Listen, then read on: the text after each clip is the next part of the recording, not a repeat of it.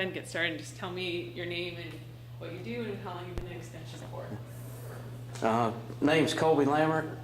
I'm an area specialized agent forestry for North Carolina Cooperative Extension. I've been with Extension for 16 years. What kind of success tip or early lesson, was there any particular thing that early lesson you learned or a tip that someone gave you that has kind of helped you along the way and stayed with you throughout your career? One thing for me is, I've learned that people, most of the time, they don't really care about how much you know. They just want to know that you care. And, if you show a genuine interest in your clientele and the people you're working with, I think you'll have pretty good success. You don't need to be a know-it-all. Sometimes we just need to be more of a good listener than a good talker. What did you do when you first got started?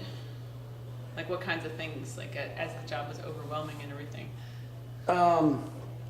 Well, I've done everything from Christmas trees to livestock as an extension agent. So I've done horticulture, field crops, forestry.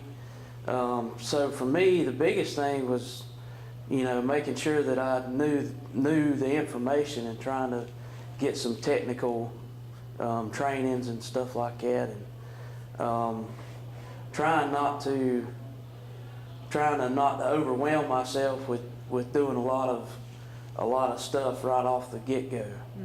Mm-hmm. One of my old directors told me that it takes an agent 3 years to be comfortable with their program. So I would say just keep that in mind. If you're just starting out, try not to feel like you've got to get everything done right off the start. What advice would you give to a new extension specialist who hasn't been an agent, and how they should interact with agents? Spend some time with agents. Get to know them, what they're doing, and what kind of challenges they face. Because as an agent, you get pulled many different directions. So a lot of times it's not that they don't want to work with a specialist or they don't want to do a program. They have a lot of stuff going on. I think the specialists need to spend time with the agents and make sure that they let them know when they're going to be in their county, so that they're aware, and offer the agents to come along with them. What is some advice that you wish you had known earlier in your career? What did you figure out on your own that you just kind of wish you had known right off the get-go?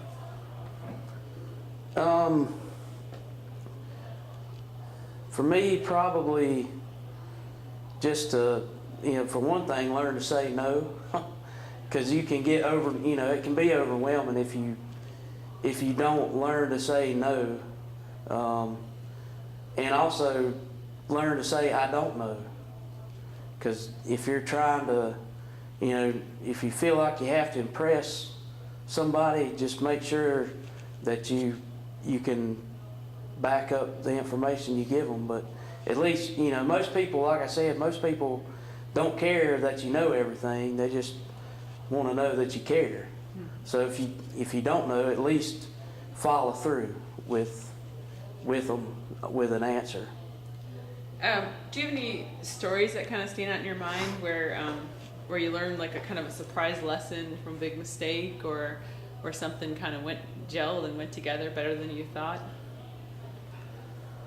Well, one thing that was neat that happened just last year, I had a landowner that called her father-owned land, and they had been getting letters and calls from timber buyers wanting to buy their timber, and they had an offer on the timber. And so I went out. I told them I'd be glad to come out and look at it and give them my opinion. Talk with the county agent. Wanted to make sure that they knew what if they want to be a part of the process. But You know, I looked at the timber and said, you know, there's more value here than that. They had been offered $35,000. So gave them information on timber sales, consulting foresters, got them in, you know, they got in touch with a consultant, and long story short, 6 months later, the timber sold for $107,000. So, you know, being able to be at the right place at the right time to help somebody is really good, because it gives Extension a good, you know, it gives Extension a good name. You know, it gives us a good reputation, but it also, you know, it's a joy to be able to help somebody see that, you know, they can have that we can have a positive impact on somebody's life, because, you know, $72,000 is a big impact on most people's lives. So it's just nice to be able to help help folks not to get taken advantage of. And to put a dollar value on that. And to put a dollar value on that's big too. So Cool. Is there anything else you'd like to add? no, I'm good.